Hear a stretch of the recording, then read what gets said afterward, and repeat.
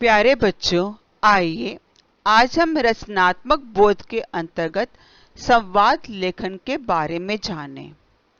संवाद अर्थात बातचीत। बातचीत करना सभी को प्रिय है।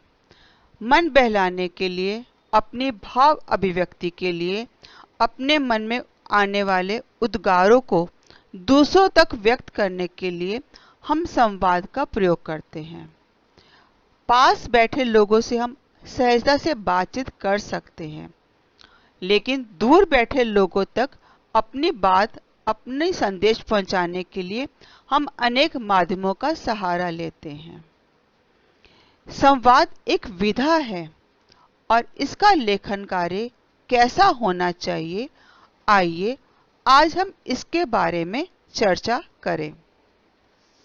बच्चों, भाषा की आधारभूत इकाई वाक्य है, अर्थात वाक्य के माध्यम से ही भाषा को लिखा जाता है। भाव अभिव्यक्ति का एक माध्यम है वाक्य, और वाक्य की संरचना के माध्यम से ही हम अपनी बात संप्रेषित अर्थात एक दूसरे तक पहुंचा सकते हैं। तो संप्रेषण की आधारभूत इकाई संवाद है, यानी बातचीत है। हम अपनी बात को संप्रेषित करने के लिए बातचीत या वार्तालाप करते हैं। वार्तालाप के लिए हमेशा कम से कम दो लोगों की आवश्यकता पड़ती है, वक्ता और श्रोता। संवाद के समय अगर एक व्यक्ति वक्ता बना है तो दूसरा श्रोता है, लेकिन बातचीत के दौरान दोनों की भूमिका बदलती रहती है। वक्ता की बात ग्रहण करने के बाद जब श्रोता अपनी बात कहता है, तब वक्ता बन जाता है। संवाद शब्द सम उपसर्ग और वाद शब्द के मेल से बना है। वाद का अर्थ है कहा हुआ या कथन, तथा सम का अर्थ है सम्यक रूप से या भली प्रकार से। इस प्रकार संवाद वे कथन या वे वाक्य हैं जो सम्यक रूप से अर्थात भली प्रकार से कहे गए हैं। आज का युग इलेक्ट्रॉनिक मीडिया का युग है। विज्ञान ने संवाद के ऐसे अनेक साधन खोज निकाले हैं कि वक्ता और श्रोता आमने सामने नहीं हैं तो भी संवाद हो जाता है, जैसे audio video conferencing, mobile, telephone आदि। बच्चों, संवाद लेखन के समय ध्यान रखने योग्य बातें कुछ इस प्रकार हैं। जिस समय हम संवाद लेखन करने लगें तो सबसे पहली बात ये ध्यान में रखनी चाहिए कि जो भी बातें हम लिख रहे हैं वो छोटी और सरल वाक्यों में लिखी जाएं, क्योंकि अगर वाक्य लंबे और जटिल होंगे तो श्रोता उनको समझ नहीं पाएंगे और पढ़ने वाले के लिए वो अरुचिकर बन जाएंगे। वक्ता ने बोलते समय जिन भाव भंगिमाओं अर्थात हाव भाव का मौखिक चेष्टाओं का प्रयोग किया है, संवाद लेखन के समय उन सारी भाव भंगिमाओं को कोष्ठक में लिखना चाहिए, ताकि पढ़ने वाला समझ सके कि वक्ता उस समय अपनी बात को किस प्रकार व्यक्त कर रहा था। अगर उसका कोई कथन क्रोध से कहा गया है तो हमें कोष्ठक में लिखना पड़ेगा क्रोधपूर्ण। भावों को व्यक्त करते समय उनकी सारी चेष्टाओं को हमें कोष्ठक के अंतर्गत लिखना चाहिए।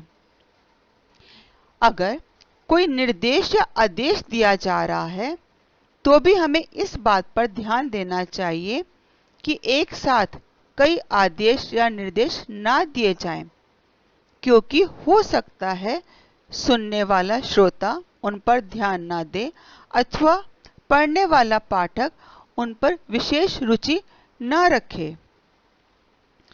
संवाद लेखन के समय चमत्कारपूर्ण वाक्य अर्थात अनेकार्थी वाक्य, मुहावरों या लोकोक्तियों के प्रयोग से बचना चाहिए, क्योंकि यदि श्रोता अथवा पाठक उन्हें नहीं समझ पा रहा तो वो संप्रेषण संभव नहीं हो पाएगा। संवाद लेखन के लिए जब भी किसी को निर्देश दिया जाए तो स्थिति, संदर्भ और पात्रों की मनोस्थिति के बारे में अवश्य बता देना चाहिए। अर्थात उस समय संवाद लिखने वाला क्या सोच रहा है, उनका मन में कौन तरह से भाव आ रहे हैं, उन भावों को भी कोष्ठक में व्यक्त करना चाहिए। आइए संवाद लेखन के अभ्यास को देखें। पुस्तक मेले में जाने के लिए अनुमति लेने के लिए माँ और पुत्र में संवाद। संवाद लिखते समय पात्रों के नाम, फिर कोष्ठक में वो कौन है उनके बारे में भी लिखा जा सकता है। जैसे यहाँ है दिनेश, पुत्र और माँ सुनीता के बीच संवाद चल रहा है। दिनेश ने कहा, माँ मुझे तुमसे कुछ बात करनी है। सुनीता, माँ, हाँ हाँ बोलो, क्या बात करनी है। दिनेश, आजकल दिल्ली के प्रगति मैदान में पुस्तक मेला लगा हुआ है।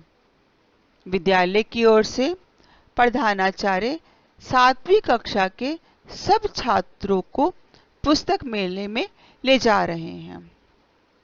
सुनीता, मेरे विचार से मेले में जाने से समय नष्ट होगा और पैसा भी। दिनेश, नहीं माँ, पुस्तक मेले में भिन्न भिन्न विषयों की नई नई पुस्तकें आती हैं।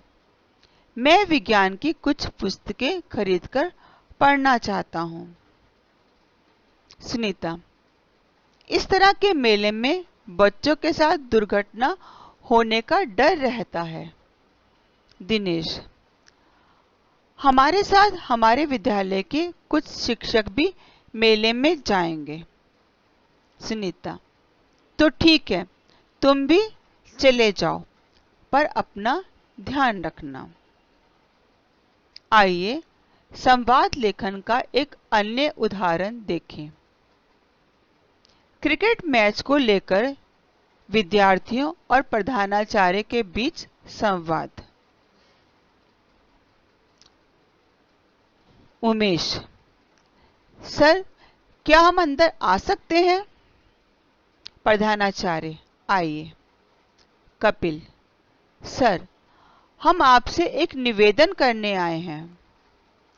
प्रधानाचार्य, आप लोग बेफिक्र होकर अपनी बात कह सकते हैं। उमेश, सर मैं अपने स्कूल की क्रिकेट टीम का कप्तान हूं और कपिल उप कप्तान। प्रधानाचार्य, आप मुझसे क्या चाहते हैं? कपिल, सर हमारी टीम चाहती है कि हमें दूसरे विद्यालय के साथ क्रिकेट मैच खेलने का अवसर मिले। प्रधानाचार्य, आप मुझसे क्या उम्मीद रखते हैं? उमेश, सर हम चाहते हैं कि आप हमारे लिए एक अच्छा कोच नियुक्त करें और हमें दूसरे स्कूल के बच्चों के साथ मैच खेलने के अवसर प्रदान करें। प्रधानाचार्य, क्या आप लोग रोज अभ्यास नहीं करते? कपिल, सर हम करते तो हैं, लेकिन हमें सही मार्गदर्शन नहीं मिलता। प्रधानाचार्य, ठीक है, आप अपनी कक्षा में जाइए, मैं आपकी बात पर विचार करूंगा। दोनों विद्यार्थी, धन्यवाद सर। आशा है आपको संवाद लेखन के बारे में समझ आ गया होगा। धन्यवाद।